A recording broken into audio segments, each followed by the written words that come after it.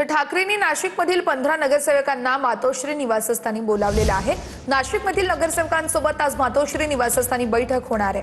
Operation टायगरच्या चर्चेच्या पार्श्वभूमीवरती मुंबईत ही महत्त्वाची बैठक असेल। नगरसेवकांच्या भूमिकेसह पालिकेतील राजकीय समीकरणांवर चर्चा होणार आहे। राऊतांचा नाशिक दौरा रद्द झालाय, आता थेट मातोश्री निवासस्थानी आढावा बैठक होणार आहे। नाशिकमधील ठाकरेंच्या शिवसेनेचे नगरसेवक फुटीच्या चर्चेनंतर आता सर्व नगरसेवकांना मातोश्रीवरती बैठकीसाठी बोलवलेले आहे आणि नाशिकमधून आता हे सर्व नगरसेवक जे आहेत ते मुंबईच्या दिशेने निघालेले आहेत। आपल्यासोबत नाशिक महापालिकेतील ठाकरेंच्या शिवसेनेचे गटनेते आहेत।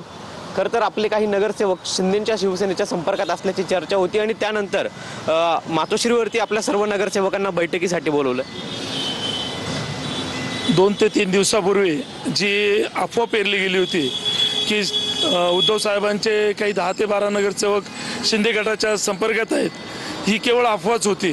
कुणीतरी जाणीवपूर्वक या बातम्या पेरल्या गेल्या, हे कुठेही या बातम्यांमध्ये तथ्य नव्हतं। म्हणून आम्ही पक्षप्रमुख माननीय उद्धव साहेब ठाकरे यांच्याशी चर्चा केली की आम्हाला आपली वेळ हवी आहे। त्यांनी मग आज आम्हाला 12 वाजेची वेळ मातोश्रीवरती दिली आहे। नक्कीच आणखी काही नगरसेवक आपल्यासोबत आहेत। खरं तर आपण आता किती नगरसेवक आहात आणि कोणकोणत्या ठिकाणी भेटीसाठी चाललं? आम्ही 15 चे 15 नगरसेवक आमच्यासोबत आमचे गटनेते केशवतात्या पोरजे यांच्यासोबत आम्ही आज दुपारी साहेबांची वेळ आहे 12 वाजता 15 चे 15 नगरसेवक आम्ही मुंबईला चाललो आहे। सर्वजण मातोश्रीवर चाललोच आहे आणि मातोश्रीवर जाताना साहेबांना एकच वचन देताना आम्ही 15 चे 15 नगरसेवक 100% तुमच्यासोबत आहोत, हेच वचन देण्यासाठी आम्ही चाललो आहे। कॅमेरा पर्सन आकाश उलेसह पवन उले, TV9 मराठी, नाशिक। ठाकरेंच्या नागपूरमधील 18 जुलैच्या सभेसाठी मैदानाचा पेच निर्माण झालाय। 18 जुलैला ठाकरे नागपुरातील राम मंदिरात रामरक्षा पठण करणार आहेत। रामरक्षा पठणानंतर मंदिराशेजारील मैदानात ठाकरेंच्या सभेचं नियोजन आहे आणि त्याच मैदानामध्ये फडणवीसांच्या वाढदिवसानिमित्त महायज्ञाचं आयोजन करण्यात आलंय। 22 जुलैला भाजपकडून महायज्ञ आणि त्यासाठी मैदानात यावेळेस मांडवही टाकण्यात आलेला आहे। भाजपने आधीच मैदान बुक केल्यानं ठाकरेंची सभा शेजारील रस्त्यावर होणार का, हा सवाल उपस्थित होतोय।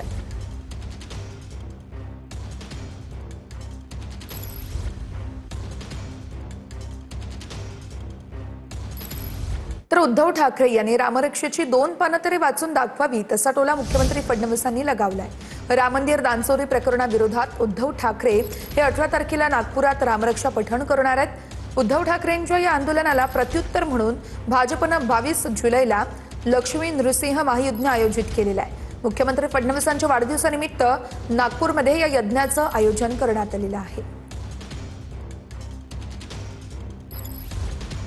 माझी एवढीच अपेक्षा आहे की त्यांनी किमान 2 पानं तरी रामरक्षेचे वाचावे। राजकीय आंदोलन रामाच्या नावाखाली करणं योग्य नाही आहे। मागच्या वेळेस ते रामरक्षा वाचू शकले नाहीत। मी देखील त्यांची तयारी असेल तर त्यांच्यासोबत रामरक्षा म्हणायला तयार आहे। मला पूर्ण रामरक्षा येते, समजा नसती आली तरी किमान वाचता तर यायला पाहिजे।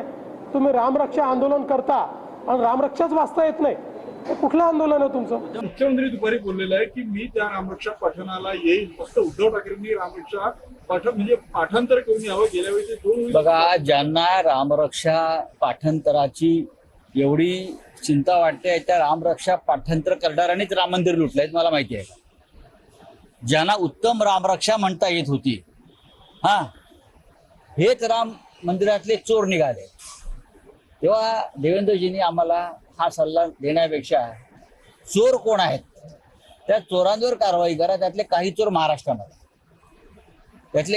महाराष्ट्रामध्ये आहेत आणि गृहमंत्र्यांनी ते पाहायला पाहिजे। दरम्यान यावरती अंबादास दानवेंचं ट्विट आहे ते आपण बघूयात।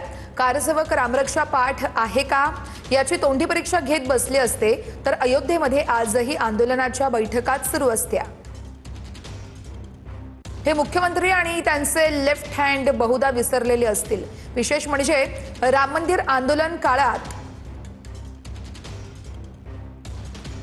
केवळ रेल्वे स्टेशनवरून घरी परतलेल्या काही जणांचा आजचा आवेश पाहिला तर प्रत्यक्ष कारसेवेत सहभागी झालेल्यांच्या डोळ्यातील तेज फिके पडावे। त्या काळी काही लोक प्रभू रामाच्या कामात वाटा उचलत आता भलतेच लोक त्यावर तोंडी परीक्षा घेत सुटले। बघूया पुढची बातमी। पूर्व विदर्भातील ठाकरेंच्या जिल्हा प्रमुखांची आज नागपूरमध्ये बैठक असेल। संजय राऊत आणि अंबादास दानवे या बैठकीला मार्गदर्शन करतील। शिवसेना फुटीनंतर संघटना मजबूत करण्यासाठी आणि डॅमेज कंट्रोलच्या दृष्टीनं बैठकीत रणनीती ठरवली जाणार आहे। उद्धव ठाकरेंच्या रामरक्षा आंदोलनाच्या तयारीचा आढावा देखील घेतला जाईल। सकाळी 11:30 वाजता नागपुरातील रेडिसन ब्ल्यू या हॉटेलमध्ये ही बैठक पार पडणार आहे।